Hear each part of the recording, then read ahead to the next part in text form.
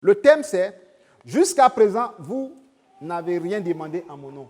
Il dit « Jusqu'à présent, vous n'avez rien demandé ».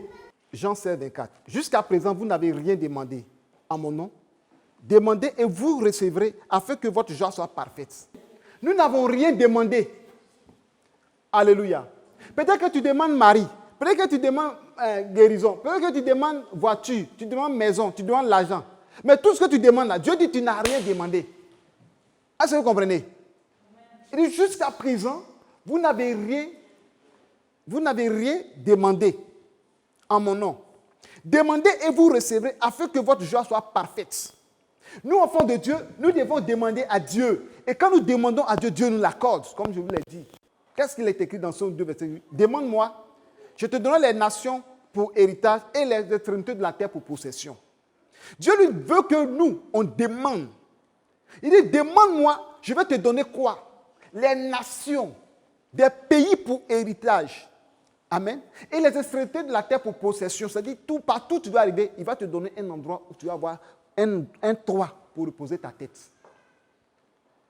Il est de demander. Gloire à Jésus. Comment Jésus peut dire que jusqu'à présent, vous n'avez rien demandé? Est-ce que c'est aux apôtres seulement il parlait? Aux disciples seulement? C'est à nous aussi. Pour dire qu'il y a tellement de choses dans le royaume des cieux, tellement de bénédictions, que ce soit des bénédictions spirituelles, des dons spirituels. Il dit, celui qui demande la sagesse, il va lui donner. Que vous, si vous savez demander des bonnes choses, les pères sur la terre savent donner des bonnes choses à leurs enfants. Qui demande un père ne peut pas donner un serpent. Ainsi de suite. À plus forte raison, lui qui est dans les cieux ne va pas donner la sagesse à celui qui lui demande.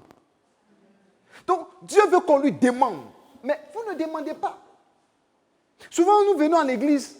On dit non, je suis parti à l'église quand je n'ai rien vu. Je suis parti à l'église quand je n'ai rien vu. Mais toi-même, ta bouche est là, pourquoi? Alléluia.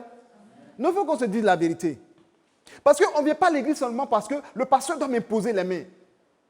Le pasteur doit prier pour moi. Le pasteur doit prophétiser sur ma vie. Il dit jusqu'à présent, est-ce qu'il a dit jusqu'à présent, vous les apôtres? Il dit, vous tous, vous n'avez rien demandé. Tu vois qu'on dit, on fait souvent des programmes, on dit des prières. Il y a des gens qui ne prient pas, hein, qui sont assis là. Ils attendent que le prophète dise, ainsi parle l'Éternel. Mais toi-même, là, ce que tu veux qui est dans ton cœur, tu ne peux pas demander à Dieu. Tu ne peux pas demander à Dieu. C'est comme Jésus-Christ, tout le monde est en train de prier, et puis il passe la vie à quelqu'un, il est assis, il a dit, mais jusqu'à présent, tu ne m'as rien demandé. Entends les autres sont en train de prier, et puis toi, tu es assis là. Tu entends qu'on donne une prophétie sur ta vie. Si tu ne pries pas, prophétie ne va jamais venir sur ta vie. Je me souviens bien, j'écoutais un prophète au Cameroun. Pour la première fois qu'il a prophétisé sur l'une des fidèles de l'église, l'une de ses fils spirituels, c'était combien d'années? 5 ans ou bien 15 ans? 15 ans. 15 ans qu'elle est dans l'église, si elle a bonne mémoire. 15 ans qu'elle est dans l'église. Hein? 5 ans ou bien. Bon, on va prendre 5 ans. On va prendre au moins 5 ans. 5 ans qu'elle est dans l'église. Elle vient à l'église. Les gens qui sont en Europe, l'homme de Dieu prophétise sur leur vie. Les gens qui sont dans d'autres pays, ils viennent, Dieu se manifeste, mais elle est dans l'église. Elle n'a jamais eu de prophétie. Elle n'a jamais eu de prophétie. Mais elle ne s'est jamais plainte. Parce qu'elle n'est pas partie à l'église pour prophétie. Elle est partie à l'église pour écouter la parole de Dieu pour être sauvée. Est-ce qu'on se comprend? Mais le jour où Dieu l'a visité, ce jour-là même là, l'homme de Dieu a fait spécialement culte pour elle seule. L'homme a prophétisé sur sa vie, dans tous les détails sur sa vie. 5 ans qu'elle est dans l'église. Elle n'a jamais reçu de prophétie. Moi, aujourd'hui, on vient à l'église une fois, 2 fois, on n'a rien eu. Oh non, je suis parti à l'église quand moi, je n'ai rien vu. J'ai donné ma dîme jusqu'à, je n'ai rien eu. Comment ça? Non. Alléluia. Non. Il dit jusqu'à présent, vous n'avez rien demandé. Tu es là, tu ne demandes rien. Et puis tu veux que l'homme de Dieu n'a qu'à faire magie. Et puis dès qu'il a eu la bâton magique, et puis ça va chez toi. Et puis tu vas là, tu es content. Non. Jusqu'à présent, vous n'avez rien demandé. Demandez à mon nom. Vous n'avez rien demandé à mon nom. Demandez pour que votre joie soit parfaite. Parce que ce que tu as là, tu es content. Hein, mais Dieu veut que ta joie soit encore plus grande. Alléluia. C'est comme quelqu'un qui a voiture mais il n'a pas carburant. Est-ce que tu es content? Mais si tu as voiture, tu as carburant, tu as bon d'essence. Il y a assurance dans ta voiture, il y a carte grise, tu es propre. Il n'y a pas de panne dessus.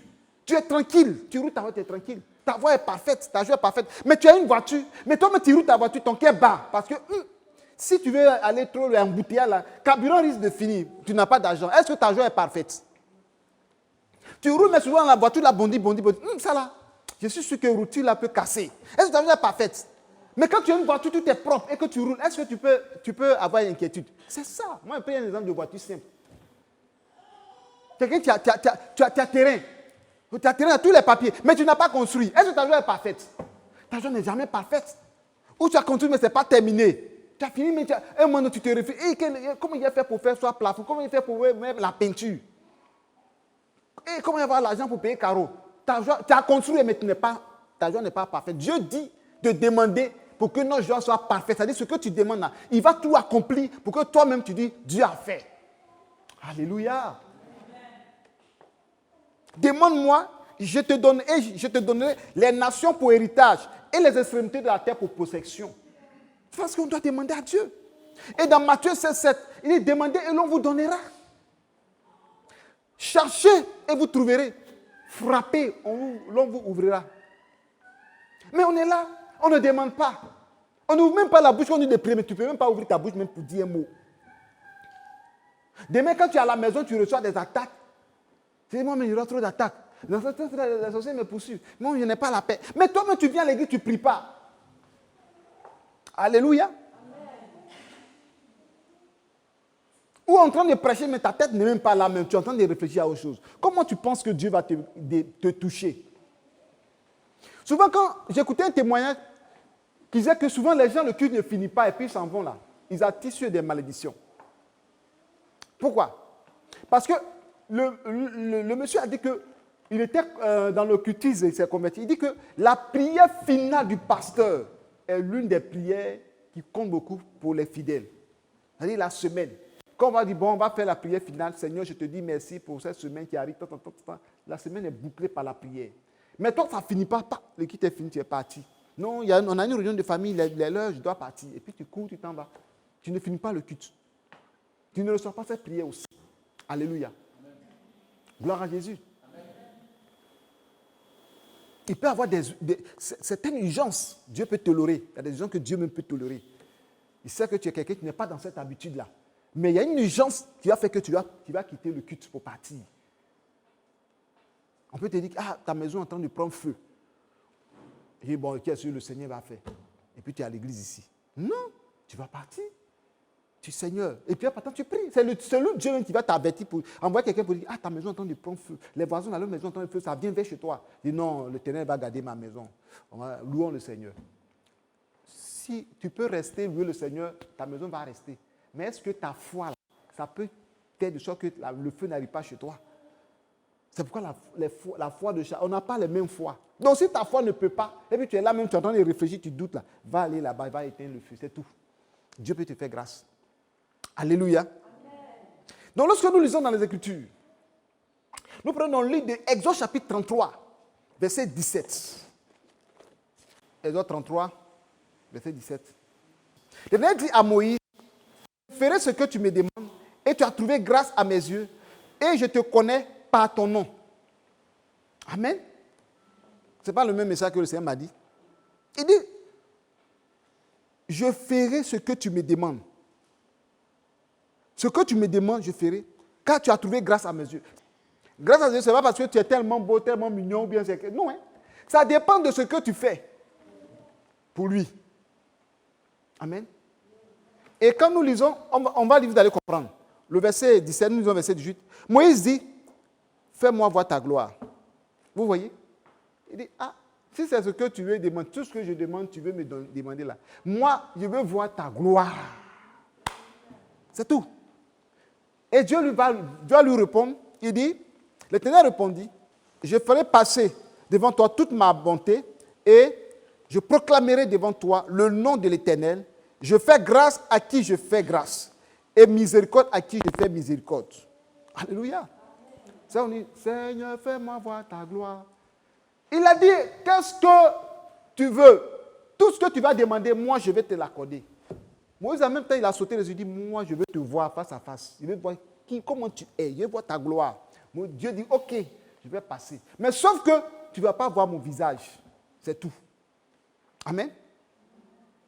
Verset 20, l'Éternel dit, tu ne pourras pas voir ma face, car l'homme ne peut me voir et vivre. L'Éternel dit à Moïse, voici un lieu près de moi. Tu te tiens sur le rocher. Quand ma gloire passera, je te mettrai dans un creux du rocher et je te couvrirai de ma main jusqu'à ce que j'ai passé. Alléluia.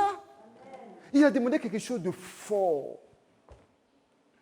Vous voyez, il y a des chrétiens ici, quand Dieu va leur poser cette question, qu'est-ce que tu veux? Il va dire, je veux l'argent. C'est tout, hein? Moi, je veux l'argent. Je veux l'argent. Seigneur, si tu m'as donné l'argent, ils vont me voir aussi dans un C là. Si tu m'as donné l'argent, ils vont me voir aussi dans Abidjan là. Mais Moïse n'a pas regardé l'argent. Il dit, je veux voir ta gloire. Tellement tu es, je veux voir comment tu es. Dieu a vu que, ce qu'il a dit là, s'il n'exauce pas, ce n'est pas bon. Mais, il ne peut pas lui montrer tout sa face. Parce que celui qui voit Dieu face à face, il tombe et il meurt à cause du péché. Avant, il ne comprenait pas. Parce que quand tu le vois net, tu vois que tu n'es rien, tu n'es que pourriture, tu n'es que péché. C'est comme toi, tu mérites la mort. Et tu as vu Dieu. C'est pourquoi les prophètes disaient, je suis foutu, Esaïe, car mes yeux ont vu l'Éternel. Aujourd'hui, quand on prie là, Seigneur, révèle-toi moi, je veux te voir, je veux ta puissance, révèle-toi moi. Mais si c'est révèle à toi, de toute façon, tu as tombé, mais tu ne pourras même pas soulever ta tête pour regarder qu'il a arrêté là même. Oui. Donc il dit, bon, comme je t'aime, tu as trouvé grand mes yeux, moi je vais venir. Mais il y a un rocher là, il y a te soulever pour mettre dedans là-bas. Et puis moi-même, là, il prend ma paume, là, il te couvre comme ça, et puis il est passé. Quelqu'un qui va le voir, comme il te dit encore. Alléluia. Simplement, parce que Moïse va sentir, il va sentir simplement, quand il va passer comme ça maintenant, c'est de dos que Moïse a vu Dieu. C'est de dos. Il n'a pas eu de face. Parce qu'il ne veut pas le voir. Et puis il va vivre. Alléluia. Même les 4 êtres vivants dans les cieux. C'est-à-dire, tu vois leur visage, même toi-même tu as crié. Après, tu vas avoir raison, Dieu. Amen. Peut-être que tout son visage est rempli de Dieu. Et partout. Et tu vas le voir, même tu as crié, c'est comme ça. Et puis tu tombes, boum. Tu vois génie, tu tombes, et puis tu vois même là, tu dors, un génie, tu vois, tu es là, mais tu ne veux même pas crier, même tu trembles. Génie. Il y a des gens même là, souvent, quand ils marchent comme ça, tu la vois, ils voient quelqu'un qui a un vêtu en blanc. Comme ça, vous savez comment il fait? Quand il tombe, on dit quelqu'un en blanc, on dit quelqu'un. Et puis il ne peut plus courir. Il ne peut plus courir. Hein. Ils sont là, ils tombent comme ça. Génie même à pitié, il passe à côté d'eux. Oui, ça vous est jamais arrivé. Tous tes pieds là deviennent blancs. Non, Moïse, Dieu dit à Moïse, pour éviter tout ça là, de me voir, et puis tu as tombé ici là. Je monte m'asseoir sur mon trône, tu es mort là. Je te mettre dans le rocher. Il est passé. Si son visage était têtuellement comme pour nous, il allait passer. Personne ne peut voir mon visage comme ça et puis il va vivre. Ce n'est pas possible.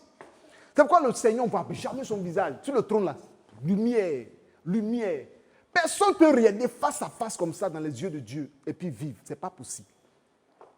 C'est pourquoi je vous donne simplement les génies. C'est-à-dire, en même temps, Dieu fait peur. En même temps, il est glorieux. C'est-à-dire, il a tout en lui. Il inspire la frayeur. Quand tu vois même là, tu as peur. Alléluia. Le péché est en toi là. Quand tu vois là même là, tu te vois nu. Tu te souviens de tous les péchés que tu as fait dans la semaine même là. Tout est devant toi. Le mal que tu as. Donc quand tu vas le voir là même là, et tu vois que cette manière de le voir, tu mérites la mort. Parce que personne ne peut le voir et puis vivre. Alléluia. Donc Moïse a vu Dieu de dos. Gloire à Jésus. Élie aussi pareil. Lui aussi dit, il veut voir Dieu. Quand Dieu venait, il est venu d'abord par un vent. Il dit, c'est Dieu qui avait dit. La Bible déclare qu'il n'était pas dans le vent. Après, il y a eu un tremblement de terre. Il n'était pas dans le tremblement de terre. Toutes les montagnes tremblaient comme ça. Boum, boum, boum, boum. Et après, il y a quoi? Le feu. Il n'était pas dans le feu. Après, qu'est-ce qui est venu? Il était un murmure doux et léger. Je suis l'Éternel. Tout doucement, tout doux. Personne voit. C'est là qu'il voit Dieu passer. Gloire à Jésus. Mais je demande au Seigneur, quel est ce vent? Le Seigneur m'a dit, c'est quand il s'est levé de son trône comme ça, là. Le vent qui s'est levé de son trône, là. C'est ça qui l'a dévancé. C'est ce vent-là qui fait tomber les montagnes, les arbres. C'est-à-dire, c'est levé simplement de son trône. Quand il s'est levé, c'est le vent. Maintenant, quand il a mis son pied comme ça, la terre a commencé à trembler. Il n'était pas dans... Donc, là, quand il tape comme ça, déjà la tête tremble jusqu'à au moins 20 km. Un homme comme ça. Et puis on s'amuse. Amen. Gloire à Jésus. Amen. Et c'est quoi le feu? C'est le feu de l'autel. Il se déplace avec le feu de l'autel. C'est ce feu-là qui le précédait. C'est l'ange. Ce feu-là, c'est l'ange de l'Éternel. Son ange qui le précédait, qui était ce feu-là, qui était là au-devant de lui. Il est Dieu. Il est escorté. Gloire à Jésus. Et maintenant, il donne une parole d'assurance. Je suis l'Éternel, le Dieu Tout-Puissant. Alléluia. Verset 22. Quand ma gloire passera, je te mettrai dans un creux du rocher et je te couvrirai de ma main jusqu'à ce que j'ai passé. Lorsque je retournerai ma main, tu me verras par derrière, mais ma face ne pourra pas être vue. Donc, en passant, il fait sa main comme ça, puis Moïse est caché en bas de sa main. Parce que s'il ne fait pas ça, Moïse va voir son visage. Donc, quand il met comme ça, là, sa paume, là, ça ferme tout Moïse. Sa paume, ça ferme tout Moïse. Et puis, quand il a fini de passer comme ça, là, quand il est passé, il enlève sa main. Et puis, Moïse le voit de dos. Il s'en va. Alléluia. Une robe qui sent, qui traîne de gloire. Et Moïse a vu de dos. Comment quelqu'un, un homme, demande à Dieu, moi je veux voir ta gloire. Et Dieu se déplace de son trône et puis Dieu marche devant lui. Quel est cet homme? Parce qu'il inspire, il a la crainte de Dieu. Aujourd'hui on demande, on ne gagne pas parce qu'on n'a pas la crainte de Dieu. La crainte de Dieu ne suffit pas seulement de dire, Seigneur je te crains, je te dis non. La crainte de Dieu vient aussi de respecter ton père, de respecter ta mère, d'obéir à ton pasteur, à l'homme de Dieu qui est en face de toi, qui te parle la parole du Seigneur. Il faut avoir la crainte, il faut le respecter. Et quand tu vas le faire, tu vas voir la gloire de Dieu. Souvent, on parle à nos enfants. Hein. Souvent, dans la colère, je parle. Je dis, mais si vous, les enfants, vous ne nous respectez pas, vous pensez que Dieu a quitté en haut là-bas? Si un enfant ne respecte pas son père, sa mère, il ne respecte pas Dieu. Alléluia. Donc, mes enfants ont compris cela. Les enfants, quand papa parle, maman parle, vous devez vous taire. Vous ne devez pas, non. Non, justification. Dieu n'aime pas dans la justification. Dieu, tu dois l'écouter. Et tu dois obéir. C'est t'arrêtes là. Alléluia. Donc, regardez Dieu au travers de l'homme de Dieu. Regardez Dieu au travers de l'homme de Dieu. Quand Dieu dit, Jésus a dit, croyez en Dieu et croyez en moi. Donc, croyez à Dieu et croyez à ses prophètes. C'est pourquoi il a dit, à l'homme riche était à l'enfer. Qui dit que non, Lazare n'a pas dit à ses frères, à ses saints frères, que l'enfer est réel. Il dit Abraham dit, même si les gens quittent ici au paradis pour aller là-bas pour leur dire, les gens ne vont pas croire. Il dit, au moins ils ont parlé. Abraham dit, ils ont Moïse et les prophètes. Donc Lazare et l'homme riche étaient morts au temps où Moïse était encore sur la terre. C'est ce que ça veut dire. Ils ont Moïse et les prophètes. Gloire à Jésus. Donc aujourd'hui, Moïse n'est pas là. Est-ce que les prophètes ne sont pas encore là? Mais pourquoi ne pas nous écouter? Pourquoi ne pas nous écouter, nous les prophètes? Ne pas nous écouter les hommes de Dieu qui vous enseignent la parole de Dieu. Vous savez, le message passé, j'avais parlé trop de prophéties dans nos églises. Trop de prophéties pour des vues. Parce qu'on veut prophétiser, on veut parler, on veut qu'on nous regarde, on parle des choses, on veut montrer aux gens, Dieu n'est pas content du corps de Christ. S'il y a des faux, Paul ne passe pas tout son temps à rester sur les faux. Paul passe son temps à prêcher l'évangile. Il faut passer son temps à annoncer l'évangile. Mais aujourd'hui, on met en accent le faux. Afin qu'on ne craint plus l'homme de Dieu. Aujourd'hui, les fidèles ne respectent plus les hommes de Dieu parce qu'il y a beaucoup d'églises, beaucoup de pasteurs, beaucoup de prophètes, beaucoup d'évangélistes, beaucoup de docteurs, beaucoup d'apôtres. Mais généralement, maintenant même on entend rarement les évangélistes. Or qu'ils sont dans les 5 ministères. Évangéliste, il dit il est prophète. Il va faire 2 fois, 3 fois. C'est comme si le ministère prophétique, c'est un ministère, c'est-à-dire quand il y a ça, c'est ça même, on dit tu es appelé à servir Dieu. Non. Dans les 5 ministères, il y a l'apôtre et puis il y a l'évangéliste. Vous allez voir que maintenant, si demain en Côte d'Ivoire, on entend qu'un ministère, un évangéliste est venu et commence à faire des miracles, des guérisons, et qu'il passe l'évangéliste, vous allez voir qu'il y a d'autres qui vont commencer à devenir évangélistes. Il n'y a rien à faire. Au temps de Tel Osborne est venu ici. D'abord, c'était Nyang Yisho. Nyang Yisho, lui, son appel, il est beaucoup, le Seigneur lui a fait la qualification de mettre les cellules de prière. Cellules de prière. Donc, c'est qu'en Corée du Sud, presque dans toutes les familles, il y a des cellules. Quand il est venu en Côte d'Ivoire, il enseignait sur les cellules de prière. C'est là que les cellules sont nées en Côte d'Ivoire. Avant, il n'y a pas de cellules de prière. C'est là que beaucoup de cellules sont nées maintenant. Cellules par-ci, cellules par-là, à part des hommes de Dieu qui ont déjà même lu certains livres et qui ont commencé à mettre en pratique, ou même qui ont eu la révélation de la Bible sur les églises de maison. C'est les cellules de maison, cellules-ci. Mais il y a quelque chose dans ces cellules que lui faisait, c'était les études bibliques. Mais non, celui que nous faisons ici, ça allait faire ministère dans la maison des gens. J'ai fait aussi.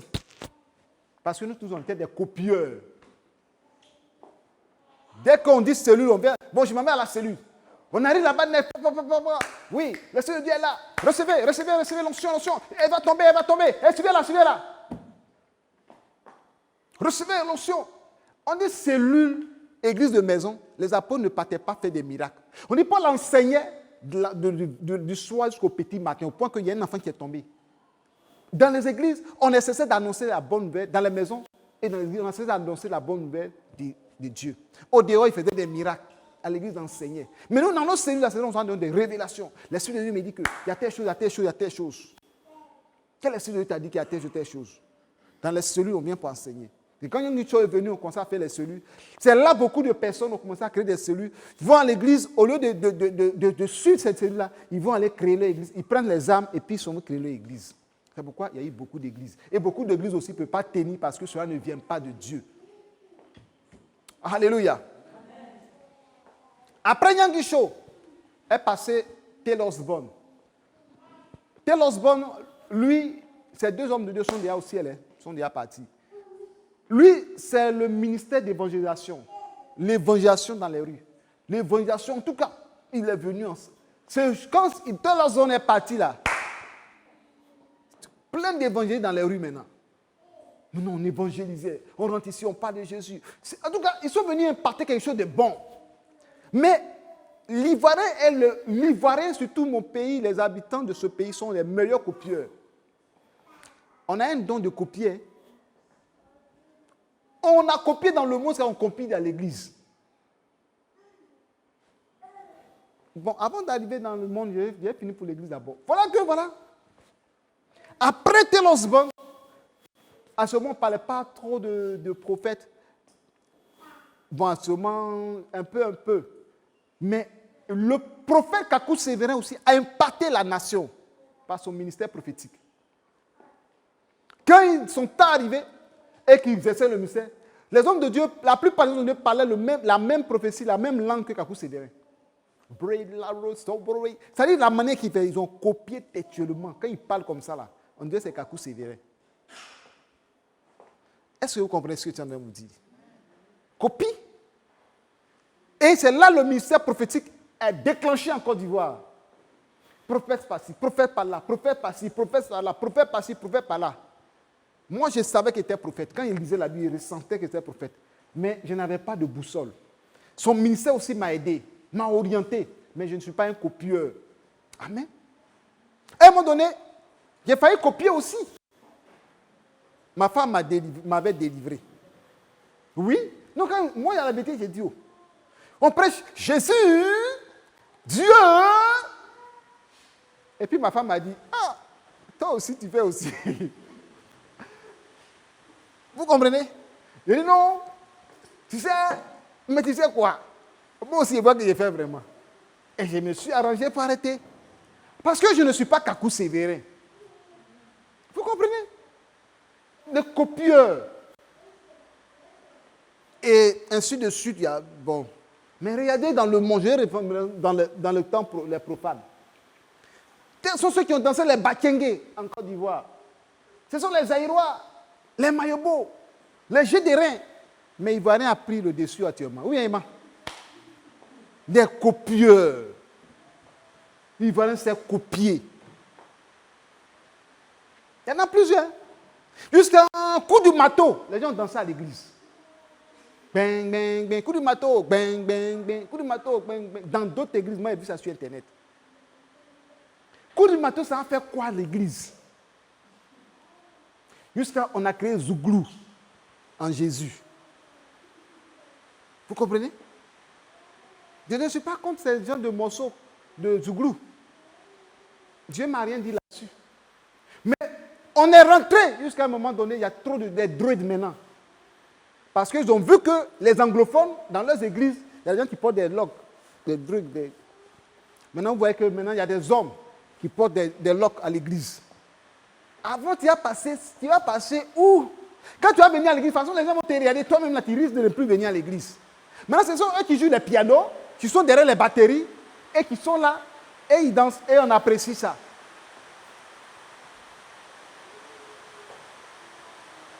Alléluia. Est-ce que Dieu t'a fait de faire un don de Naziréa? Naziréa, là, on ne boit pas. On ne boit pas alcool, rien. On ne se coiffe pas. Tout pousse, tout toi. Ça va faire don de Naziréa, c'est dans la Bible. Là, ça se comprend. Mais Dieu t'a pas fait. Parce que don de Naziréa, là même là, cheveux là même là, tu n'as pas dedans. Mais aujourd'hui, là, ils font ça là. Va voir l'entretien de leurs cheveux. Des produits, quand ils passent à côté, il y a parfum qui passe sur eux là. Tu dis, ouais. Ils entretiennent ça bien, bien, bien, bien. Ils ont leur miroir. Puis ils font ça bien joli.